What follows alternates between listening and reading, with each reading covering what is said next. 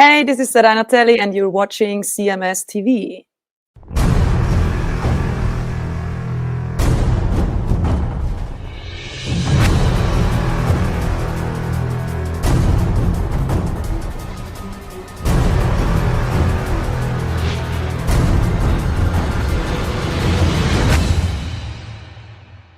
From the 1989 Surprise Attack release, it is Tora Tora with Guilty, going out by request to Jeff, also known as JRAD7080 on the Rumble chat and the locals.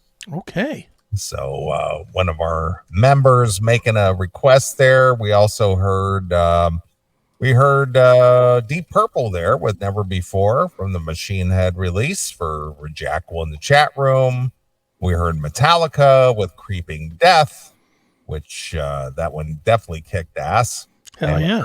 I haven't heard that one in a while, so it was especially a good one to hear that one. My second favorite Metallica tune of all time. Really? Creeping Death, huh? Yeah, number 1, Disposable Heroes. Number 2, that one. All right. Perfect. So who the heck wanted that one? Let me see here real quick if I could look it up. Who the hell was it?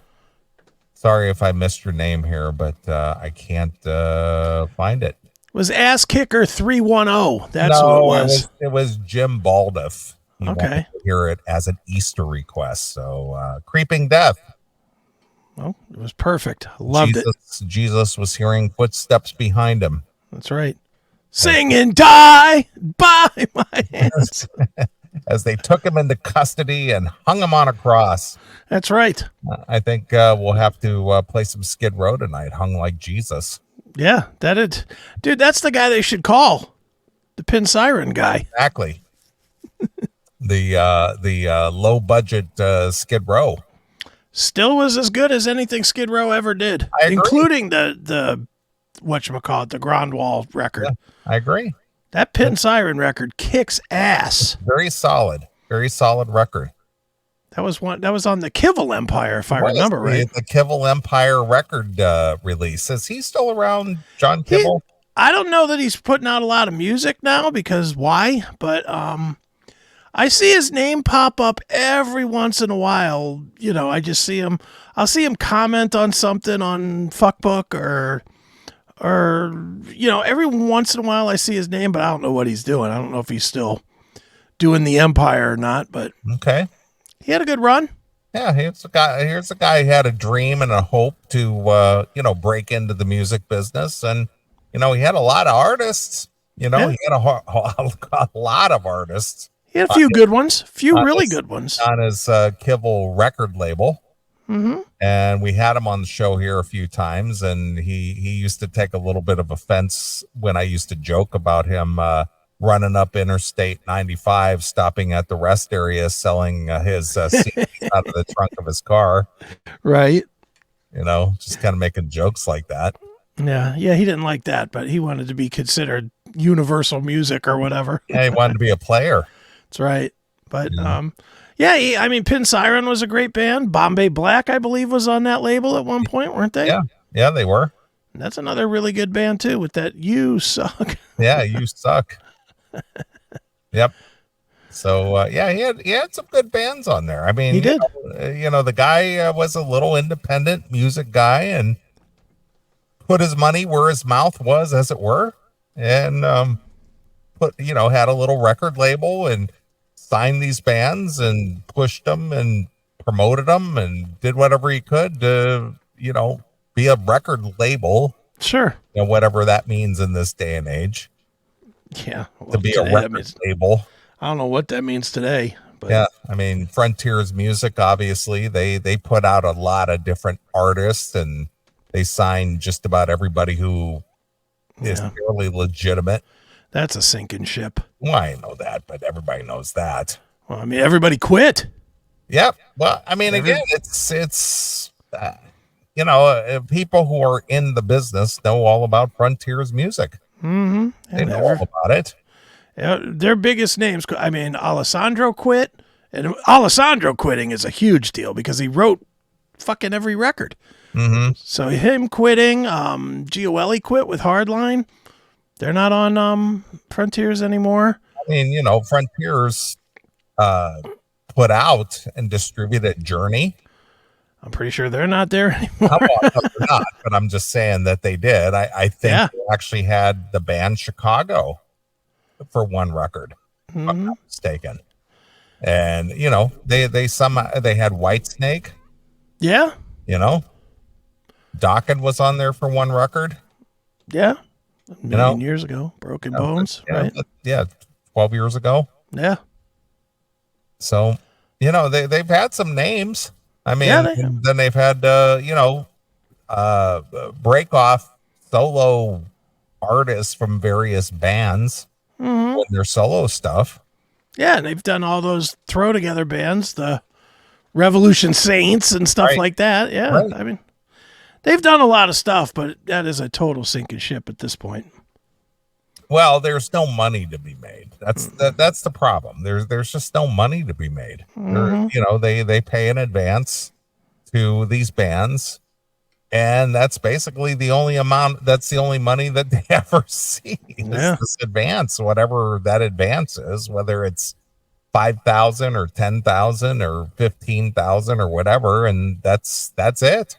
It just seems like now though, they're not even putting out like recognizable music. Now it's all, and I have nothing bad to say about this artist, but I'm going to throw it out there just as a name. It's all, instead of where it used to be like Jack Blades, now it's Cassidy Paris.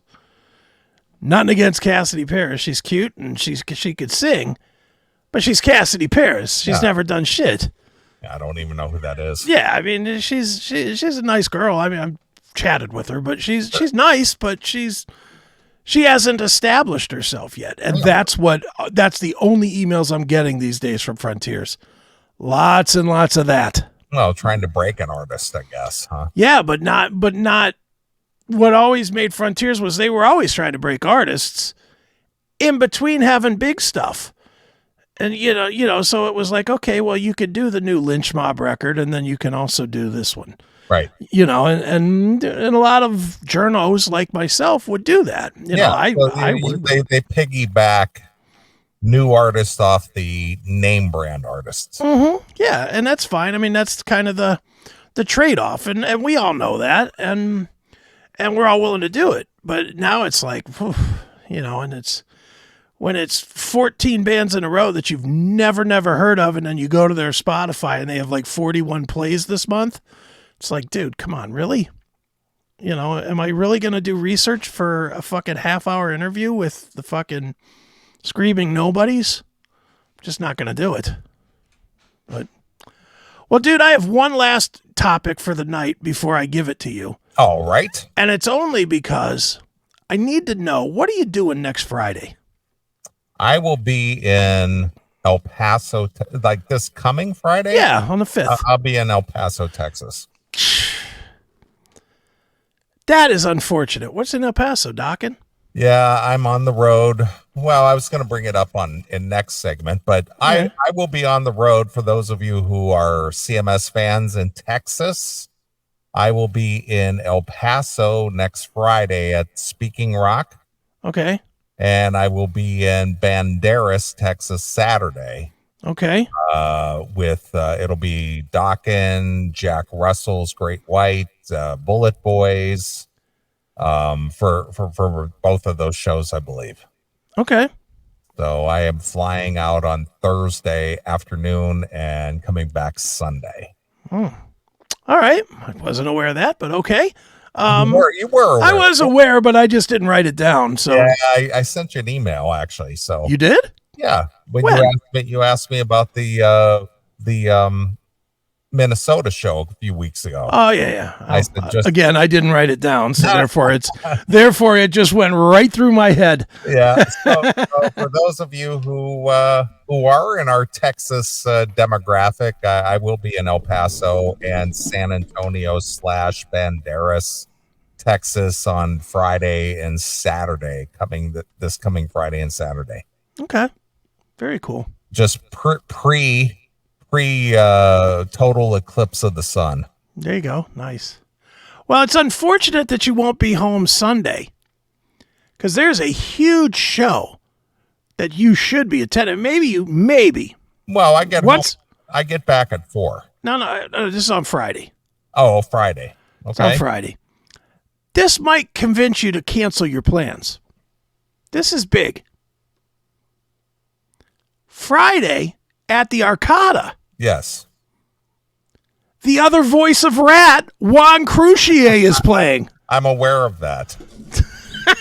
What the Other Voice of Ratt? Yeah, he's the backup. He's the Jeff Pilson of Ratt.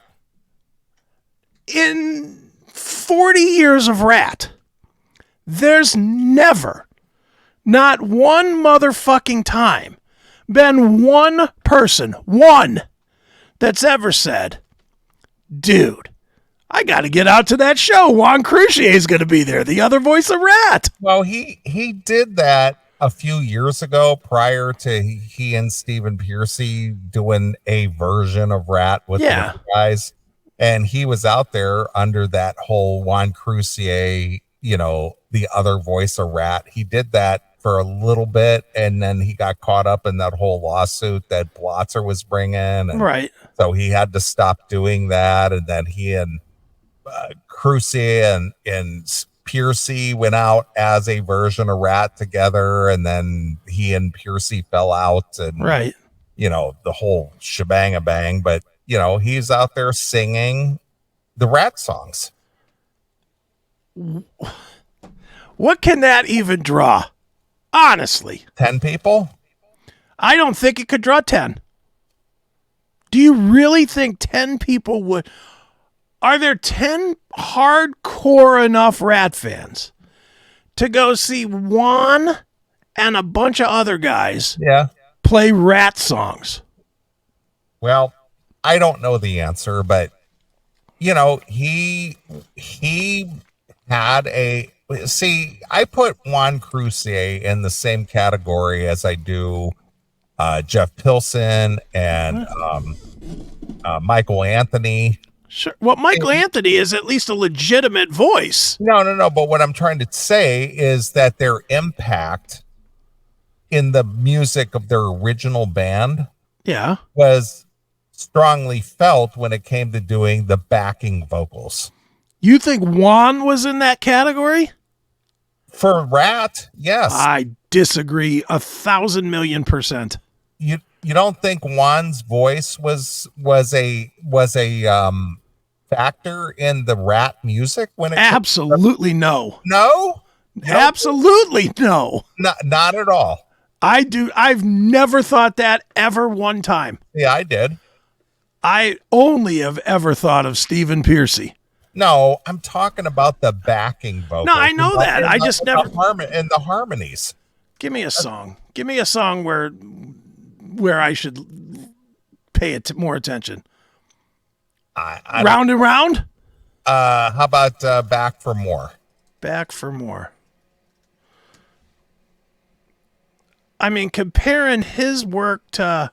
Well, I'm not comparing apples to apples. I'm saying to compare the impact to Michael Anthony? No. No, I'm talking about filling out the vocals in like the harmony parts, the harmony parts like Jeff Pilson did with Dokken, or Michael Anthony did with Van Halen, Juan Crocier does with Ratt. I mean, is he a lead singer caliber? No, but his vocals meshed very well with Stephen Piercy in the harmony section. Yeah, I don't know. I'm not saying he didn't mesh. I'm saying Michael Anthony made Van Halen songs better. And I think anybody could have done the Juan Crocier backing vocal. I'm not saying that nobody can do it. Chris McCarville currently talking. Yeah, his backing vocals do very well live with Don, and so does Mark why can't I think Mark Bowles? Mark Bowles is very much the same way. But when it came to the recorded music, I think that Juan's backing vocals made a difference. All right, we got to listen to a little now. Now this is turning into much more of a thing than I thought it was going to be. Right, But well, I got to hear this. It's just my opinion. All right, let's hear.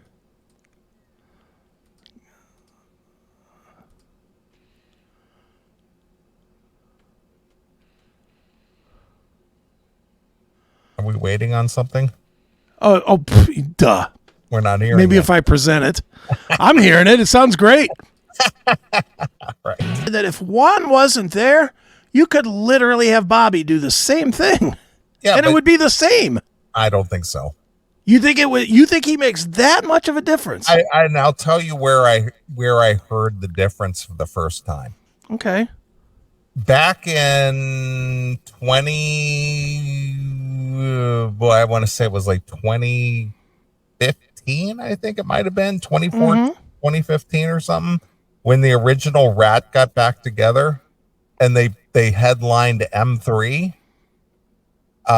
Juan joined the band for the first time in years.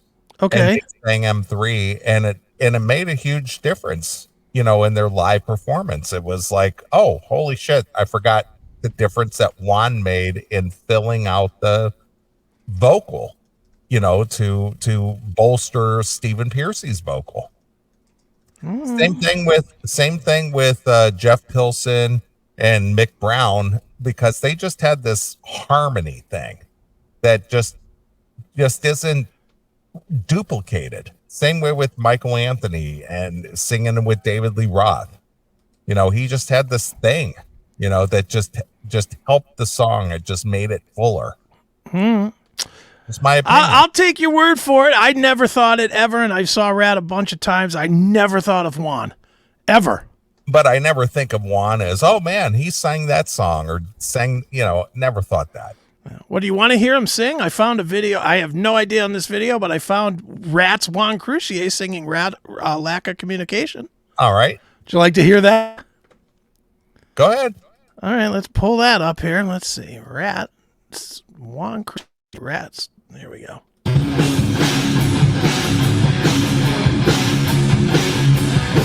Look at that.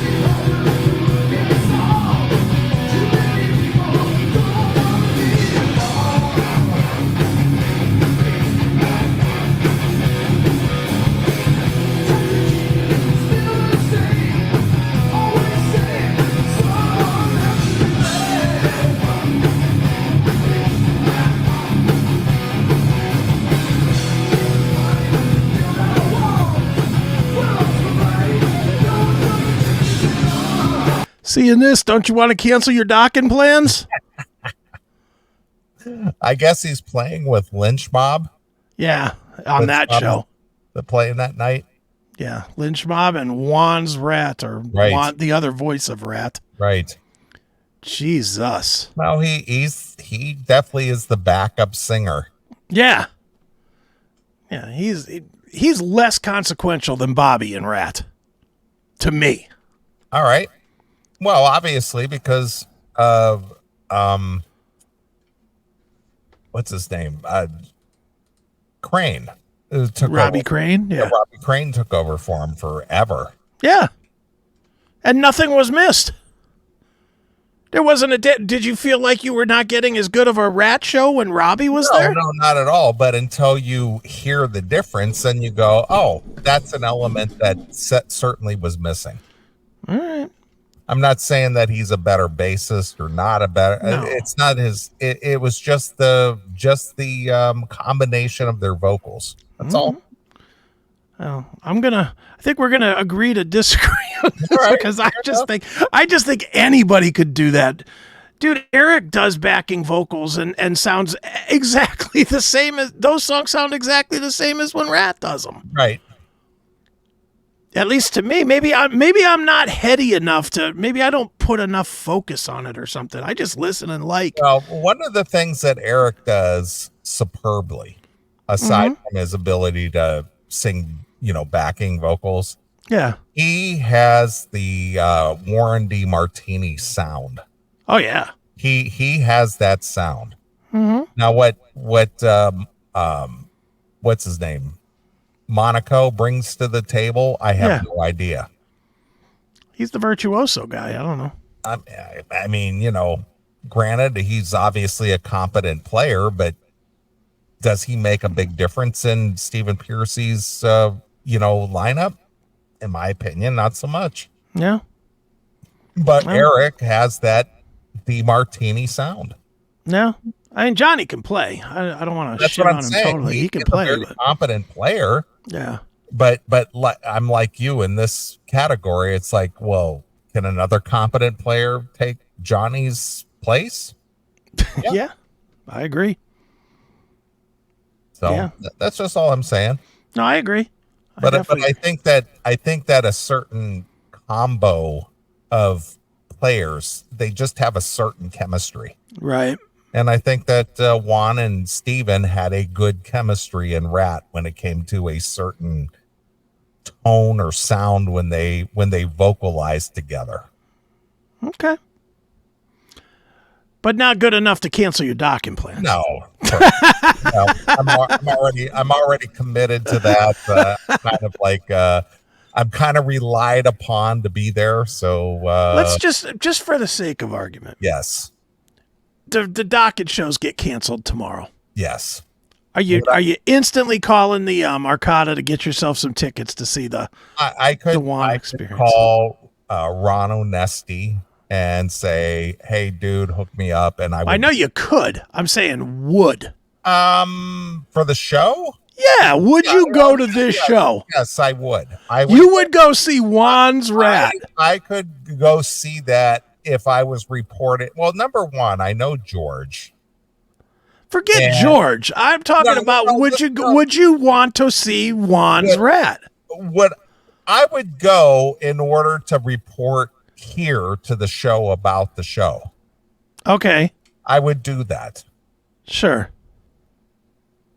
But I know George, so I could easily go to the Arcada and see the show, meet up with Juan, meet up with George, and powwow with those guys if I wanted to. Sure. My question is still, would you want to? Would I make the trip just for the sole purpose that, I got to see this? No. Yeah. But would I do it if I was here in town and I was going to bring a story to the show about my experience going to see Juan's Ratt? I would do that. All right. I would do that. See, if this was playing at the Roxino, there's not a chance in fucking hell I would go to this. No. And that's 5 minutes from my house. Right. But I would go just for shits and giggles. I would say, "Hey, Sal, you want to go hang?" And he'd be like, "Yeah, can I drink like 33 beers first?" And I would say, "Hey, Taylor, I'm making the trip out to the Arcada. You want to go?" And I would just make a event out of it. Right. But would I just go because I had a burning desire to go see that? No, of course not. Yeah, it's gonna stink. If it even, I'm still not convinced these dates are happening. I'm convinced that there's some legal reasons why this shit is announced. I really am. And I won't get into that because let's just say maybe I heard stuff, but Well, I'm sure, being involved with someone who's close to the Ratt camp who, would know a little bit of something about something. Yeah, well, I'm not saying that Eric told me anything. I didn't say that. I just said being close to somebody who's in the Stephen Piercy camp. That's all I'm saying. I've heard nothing from nobody. And I'm leaving it there. But this is what I'm seeing as far as the Arcada shows.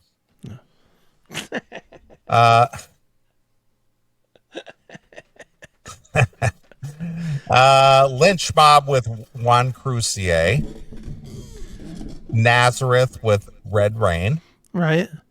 Jeff Tate, Mike Tramp, Vinny Appice's Sabbath Nights with Angel. Now, these are just shows or shows you're planning to go to? No, these are the shows coming to the Arcada Theater in St. Charles, Illinois. Okay. This is what's booked. Honeymoon Suite, which you interviewed, Yeah. with Helix, both Canadian bands. All right. Jack Russell's Great White with the Bullet Boys, which I will be with this coming next weekend. Okay. And a Cinderella tribute. Tribute? A tribute. Is that just Tom Kiefer? No, it's a tribute to Cinderella. I know. So is Tom Kiefer these I days. know. So, all right.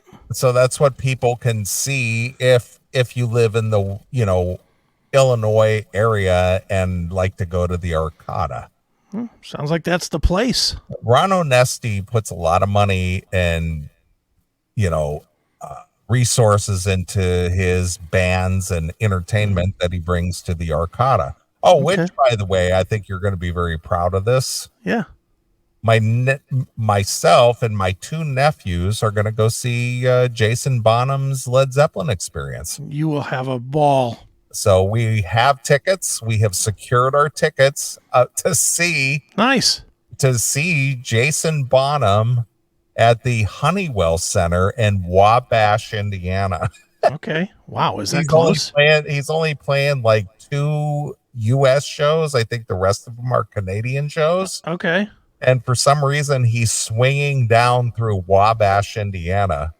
Where is that compared to where you are? Is that far? About 100 miles east of me. Like a 2-hour drive. On a Sunday night. Sunday night? Wow. A Sunday night. Are you going to take off a Monday? No, I'm going to drive back home. Jesus, you are fucking amazing. Yeah, dude, I work for a living. I make a good living. I enjoy what I do, but I do what I do. You are literally going to get home at 2 and turn and burn at 6:30. Well, the thing is that Wabash is an hour ahead of me. So I actually gain an hour. Okay, so it's not as bad. That's no. Good. So I'll get home about midnight. Right. Okay, Yeah, that's not so bad. Midnight. That's not too bad. Yeah. So so we've secured tickets to go see Jason Bonham's Experience. Very cool. The Zeppelin Experience. By the way, is Grinder Nig going to be playing at the Arcata? I think they are going to be opening for Juan Crocier's, Other Voice of Ratt. Maybe Juan will be the other voice of Grinder Nig. Right. Grinder Nig. Well, that Jason Bonham evening show is fucking amazing. I've really seen it, obviously. It hasn't been close to me, and it came up on my my notifications. And my nephew literally lives minutes from that area, and I said, "Grab us some tickets." Nice. I'll pay. Nice. You'll have dude. That show is so good. And before I knew it, he was just like, "Well, his brother, my other nephew, he says he's coming too." And okay, cool. It's going to be a cool thing. 3 dudes out on the town looking for pussy and cocaine. Yeah. And going to see Zeppelin, man. Yeah, man. We'll bang a couple hookers before the show, snort some blow, get fucked up, and see some Zeppelin, man. Song remains the same, motherfucker. Right, in small town Indiana. That's right. The perfect place to see a Led Zeppelin band. Yeah, it's such a great show. I mean, I haven't seen it in a few years now. I want to see it again. It's so good. Well, it hasn't been anywhere near me, and I was just like, grab tickets, dude. We got to go. I was going to go last winter, I guess, a year ago. But the fucking tickets were like $250. And I was like, they weren't that expensive here. I think they were $80 a piece. See, 80 I would have spent. $250 I was not doing. Right. Not for Jason Bonham. Right. Now if it's Robert Plant, maybe, but Jason Bonham, no. But yeah, I'm looking forward to the show. That's cool. Well, that's cool, man. That'll be good. That'll be fun. So I meant to tell you that last week, but since we're talking about going out to see shows. Yeah. That's what I'm really looking forward to. That'll be fun, man. Hell yeah. Yep. Good stuff. Jackal wants $1 refund for no show next week. Oh, shit. Maybe we'll cut a Wednesday segment. Yeah. We might cut a Wednesday segment. You don't know. And we gave you one last week. Yeah. The Hannah Gadsby. We'll make it worth your while. Yeah, sure. All right. All right. So take it away, sir. I could All right. do more topics, but I'm trying to decide what to go with here. Well, let's talk about something within our age range here, shall we? All right.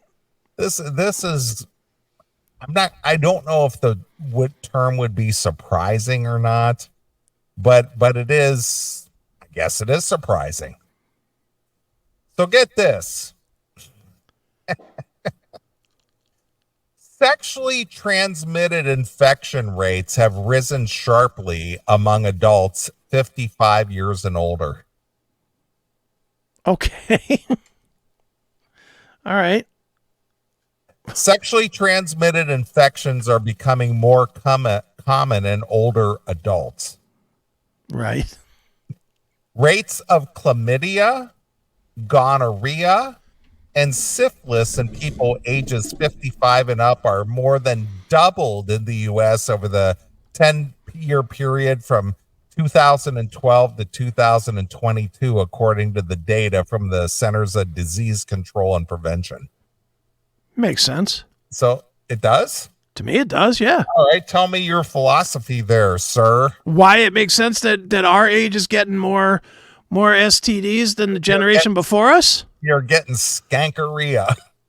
Because we grew up in we grew up in a trade partners lifestyle, in the 80s. Wait in the 80s. Did you say a trade partners lifestyle? Yeah.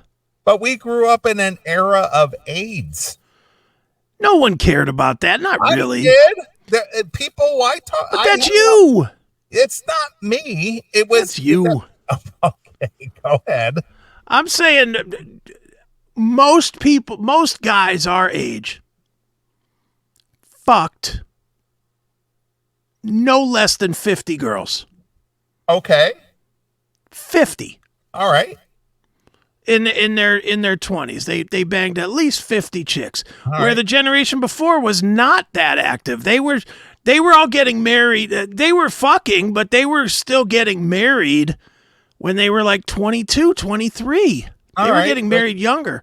Our generation, we still fucked up with the marriages, but we banged a lot more when we were younger. And then once we realized that being married is a bad deal, then we banged everything. And that's the other piece. So are you saying that the 80s, the early 80s was the era of unprotected sex? Is that what you're saying?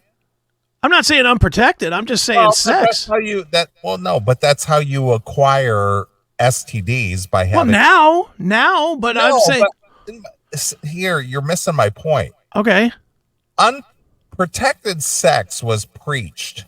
Yeah. Pretty heavily in the early part of the 80s. I agree. Throughout the decade. Mm-hmm, I agree. Because AIDS became a thing in the late 70s. Remember when AIDS hit and everybody... Yeah, when it was GRID. I remember. Yeah. And nobody knew what it was and what is this? And it's a gay disease and blah, blah, blah. And, Yeah. Then you got the kiss of death and, everybody was dying of AIDS. And they were having the Ryan Whites of the world and AIDS blankets and all that shit. Yeah. So that was 40 years ago. Right. So you're telling me now that the adults who were in their teens and their 20s back then, they're having unprotected sex now. Absolutely. Well, then let me finish. Getting STDs because they forgot the importance of protection? Don't care. Why don't they care? Because they're not worried about living to be 100. They don't have a fucking marriage anymore. They're fucking single. So it's a marriage thing. It's a marriage thing, and it's a single thing. Really, it's if you're married, you're less likely to cheat, and you're also less likely to need condoms. So there's that. But our era is what, 6 of 10 divorced? Okay. 6 of 10 divorced. You get you get busy, some fucking 50-year-old chick, you ain't asking her for a fucking rubber. Because half the time, and I'm being as straight and real as I can be here. All right. Most people. That's why I brought this to the table, because I knew this would be a Chris Aiken. Sure. Most people our age, they're not slapping on a condom because they're worried about getting fucking chlamydia. They're slapping on a condom if they think the chick can still have a kid. So they're worried about pregnancy, but not getting the HIV. Yeah. Okay. But if the chick is 50, Yes. 55, 60, Yes. ain't no worrying about no kid anymore. So let's fucking raw dog this shit. All right. And that's why there's more, because nobody wants to fuck with a rubber. That's fucking awful. Well, no, nobody wants to do that, but out of concern for personal health and well-being, should be a concern. What are the biggest industries in this country? Fucking fast food. Nobody's worried about health. I am. I don't eat. No, you are, but you don't eat fast food either. It's the last time you sat down and ordered a pizza with fucking double everything on it and ate it. Never. Everybody else is listening is like, oh yeah, I probably did that last week. You know, I'm just being honest here, man. Right. You are the oddball, not the standard. Right. I get it. The standard bearer for our generation is poor decisions. I guess. You guessed, dude, take yourself out of the equation. Look at everybody else around you. Every other person you know, your age, has made a litany of terrible decisions. They smoke, they drink to excess, they're overweight, they eat a lot of food, they just do a lot of bad things. Yeah, that's what I'm saying. So they'll do everything else that's horrendous for them, but somehow they're going to be responsible with sticking their dick into some strange pussy? If they're not worried about other health-related things, they're certainly not going to be worried about sticking their dick in a tainted pussy. Well, how many 60-year-olds are you seeing these days where you're like, wow, he looks very healthy? Most times you see 60-year-old guys and you're like, God, I hope I don't look like that. That's what you fucking say every time. I do. I'll be honest with you. I look at other guys, it's like, holy shit, that guy's my age. Yeah. You think that guy's slapping on a condom because some other 60-year-old broad's going to spread her fucking dried up legs? No. Yeah, well, my attitude is I'm surprised you're still getting some looking like that. Because the broads have to. If they want to get a fucking free meal or something, they got to fucking take care of a cock. Is that what it is? It is. My snatch is a free meal grabber. It is. See, because when they get older, once they hit the wall, then they don't have the value anymore. Yeah, well, I know that. It's kind of like having it's like these people that win the lottery Yes. but lose all the money. Yeah. Women in their 20s, they've hit the lottery. They got the golden, sharp, great tasting, wet pussy, great tits. Everything looks good, and you're willing to do anything to get to that once. When they get to be 50, and that pussy's a little drier than it used to be, and fucking the tits are fucking belly button high, and fucking there's cellulite everywhere. Guys are just like, whatever, I just want a nut. Right. And if you want me to spend time with you, you got to take the cum out of my dick. Right. Because unlike you, nothing dried up here. You got to fucking take care of this shit. All right. And that's how it is. And that's why there's more STDs, because nobody in our age group is thinking, I must be careful. This chick's got some tainted puss. Nobody's thinking that. Most times you're like, well, you're still alive and you're 55. You probably don't have nothing, and you go for it. Right. Now, that is a good synopsis. The number of syphilis cases among people age 55 and up increased 7-fold during those 10 years, while gonorrhea cases increased nearly 5-fold and chlamydia cases more than tripled during that time. Right. A presentation to be delivered Thursday, part of the lead-up event to the European Congress of Clinical Microbiology Infectious Disease next month warns that both doctors and older adults are overlooking the risk of STDs in this age group. Right. See? Yeah, there you go. I'm dead on this one. I know it. They lose their power. They lose their powers. It's right. They no longer have the power of the puss, or POTP, as I used to say as a younger fella. Dude, you guys have all made fun of me forever because I've said I'll fuck anything. And I don't care what it looks like. This is why. I'm one of these people. I am literally one of these people that will probably end up on this study. Right. Because I will, look, if a chick's throwing me pussy, my big fat dumb ass is taking it. Right. I'm not, and I'm certainly not, dude, have you, I know you bang only young chicks, but have you banged a chick close to your, when was the last time you banged a chick around your age? What age were you? My age. Somebody who you know who is a pending client of yours. There was a 10-year difference there, and that was 12 years ago. Yeah. Yeah. So you were in your 40s. Yes. Yeah. When you hook up with a 50-year-old chick these days, unless you're fucking going half a bottle deep into lube, you're trying to drive in a fucking hard cock that's not as hard as it used to be when you were in your fucking 20s into a fucking not as wet pussy as it used to be and get going. That's not with a rubber, it takes away the fucking friction, or it grinds everything to a halt. But you can spit on your dick and still stick it in and you're good. Some jailhouse lube, as it were. Yeah, I mean, spit still work. Here, suck this thing a little bit. Now let's go. That's what you can do, but fucking, worrying about this stuff, that's not our age. Our age is not worrying about STDs, which is why they're getting it. All right. Well, here's to your point. Okay. We talk about smoking. We talk about diet, exercise, so many things, but we don't talk about sex at all. Mm-hmm.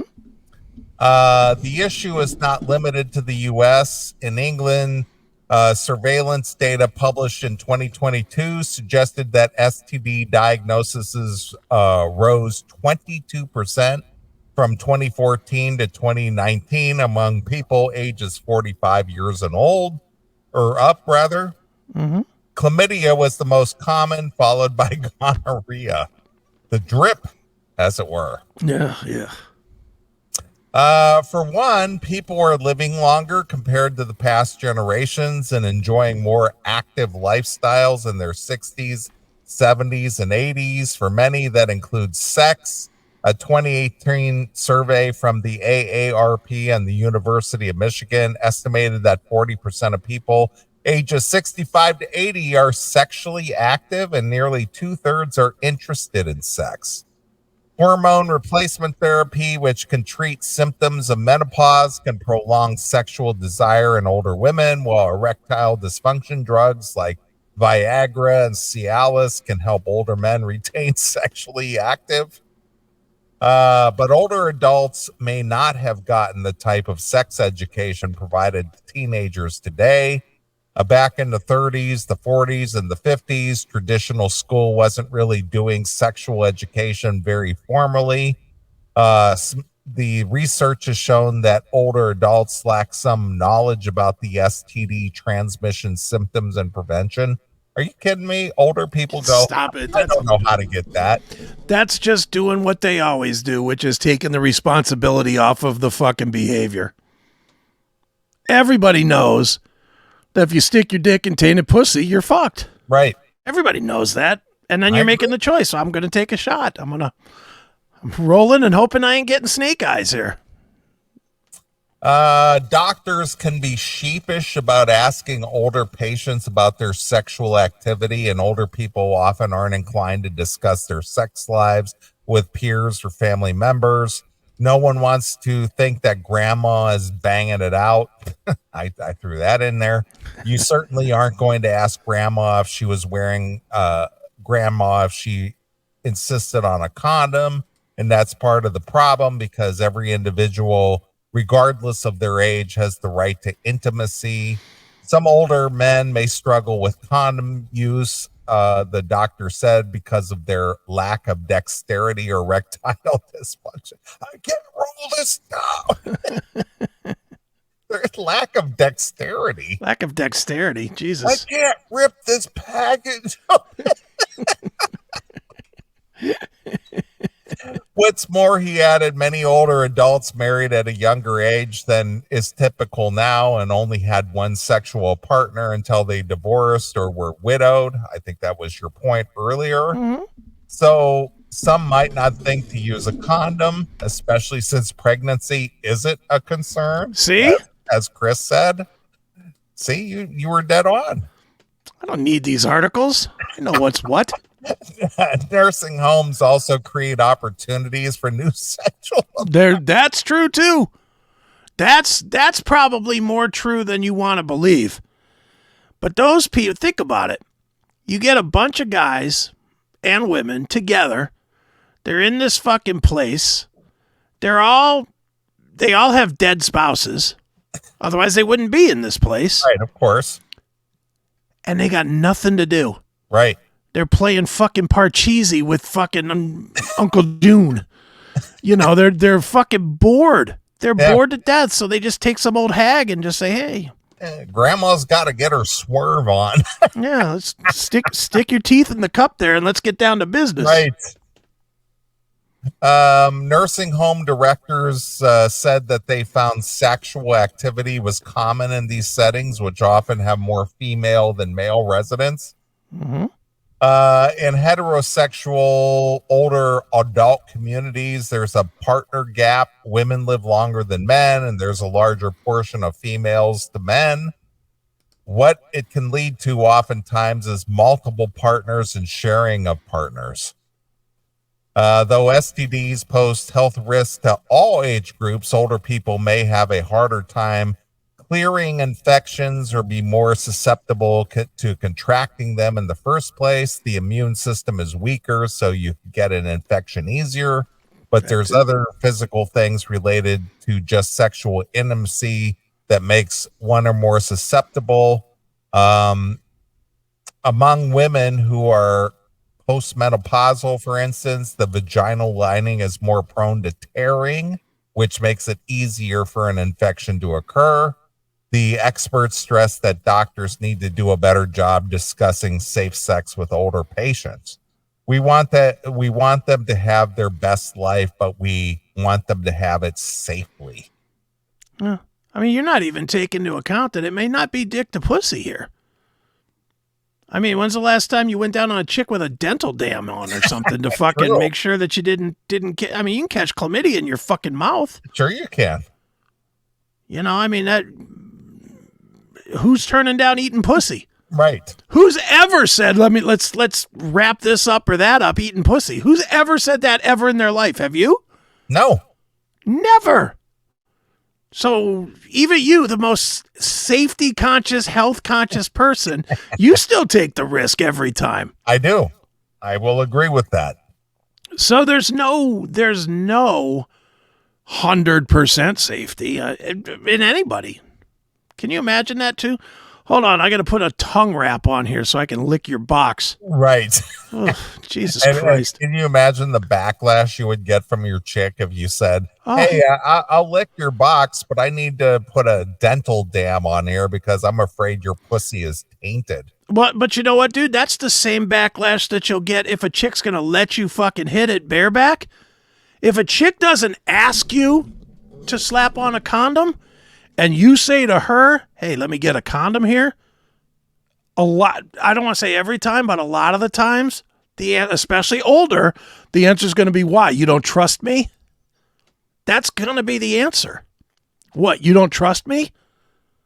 And you know, now what? Now you're in a shitty mood. Now it's like, oh, might as well just go back and watch TV or something, because this mood is over. So yeah, there's a lot of reasons, dude. This article makes total sense to me. All right. I just thought I'd bring something that you could definitely comment on. Puss with puss. Puss with puss. Fucking Phil. Oh, man. All right. Well, there you go. There's your synopsis by the all-knowing Chris Aiken when it comes to sexual, dalliances. And when it comes to being pervy, I'm your man.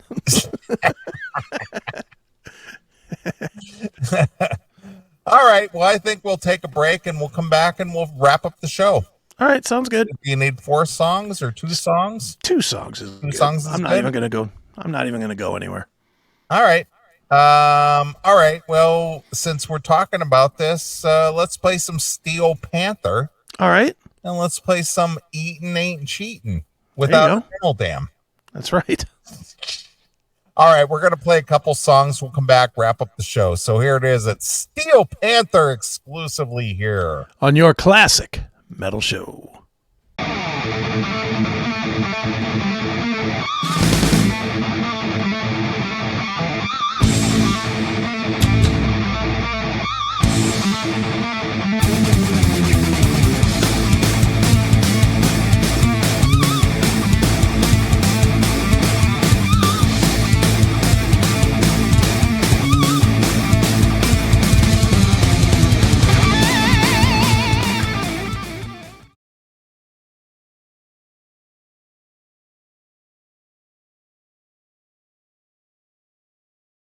Did you miss the live version of the Classic Metal Show this week? Well, don't worry. Catch full replays of the Classic Metal Show every Monday through Friday from 7 a.m. to noon Eastern. Video replay airs on CMS TV at www.cmstv.net, while the audio version can be heard on CMS Uncensored, which is available at www.cmsradio.net. Now is the time to catch up with this week's show, as the Classic Metal Show is available daily from 7 p.m. to noon Eastern. Hail and kill.